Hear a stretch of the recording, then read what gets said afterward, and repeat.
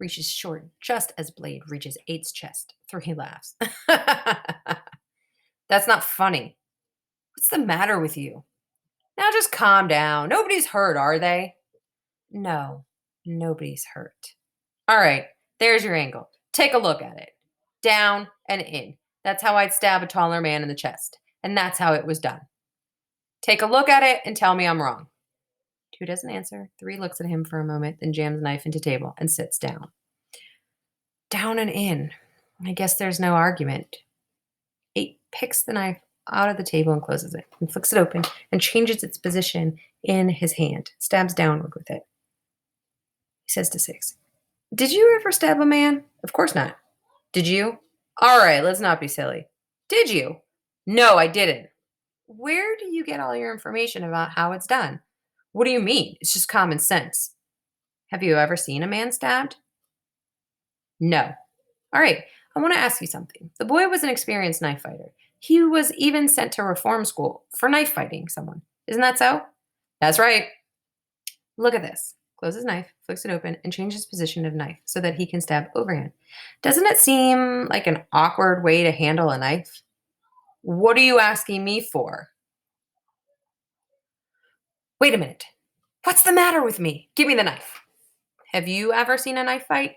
"Yes, I have." "In the movies?"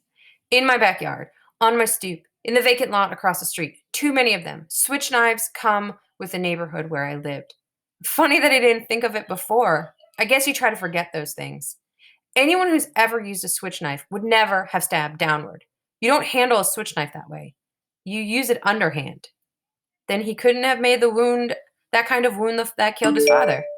I suppose it's conceivable that he could have made the wound, but it's not likely. Not if he'd ever had any experience with switch knives. And we know that the kid had a lot of experience with switch knives.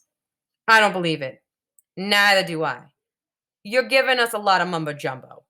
What do you think? Well, I don't know.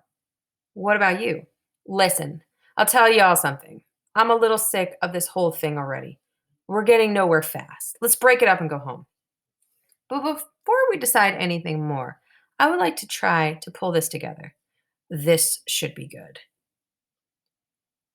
He has a right. Let him go ahead. Do you want me to time this too? Let's hear him. I'm in advertising. I'm used to the big shots pulling things together. Let's chip up a few shots to see if any of them land on the green. I want you all to look at this logically and consistently.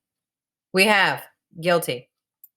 I want to know, is the kid smart or is the kid dumb? What do you mean? This is a kid who has gone to the reform school for knife fighting. The night of the murder, he bought a knife, a switch knife. It would then take a very stupid kid to go and murder a man, his father, with an instrument that everyone would associate with the kid. I quite agree. He's dumb. However, if he were dumb, then why did he make the kind of wound that an inexperienced man would make with a knife?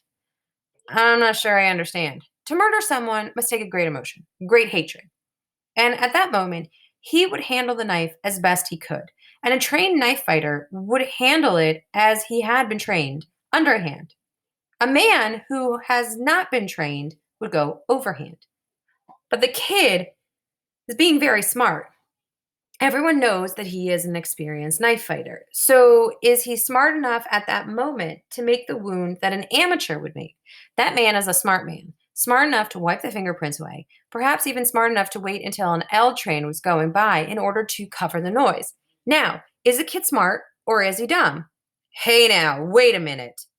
Well, the woman across the L track saw the murder through the L train, so someone in that L train could have seen the murder too.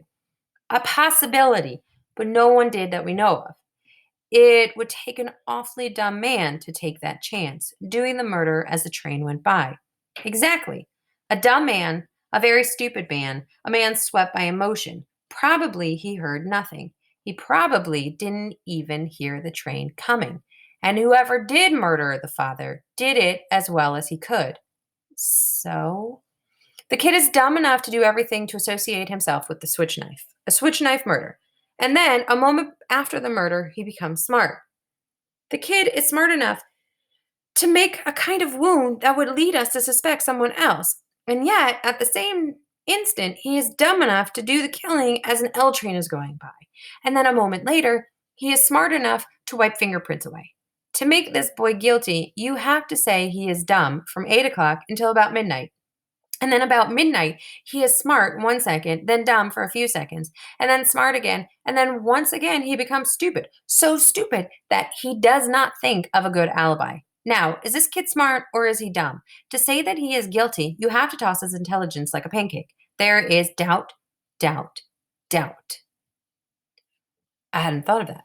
And the old man downstairs, on the stand, he swore that it was 15 seconds. He insisted on 15 seconds. But we all agree that it must have been almost 40 seconds. Does the old man lie half the time? And then does he tell the truth the other half of the time? For the kid to be guilty, he must be stupid, then smart, then stupid, and then smart, and so on. And also, for the kid to be guilty, the old man downstairs must be a liar half the time, and the other half the time he must tell the truth. You can reasonably doubt. I'm sold on reasonable doubt. I think I am too. I wanted more talk, and now I've had it. I want another vote.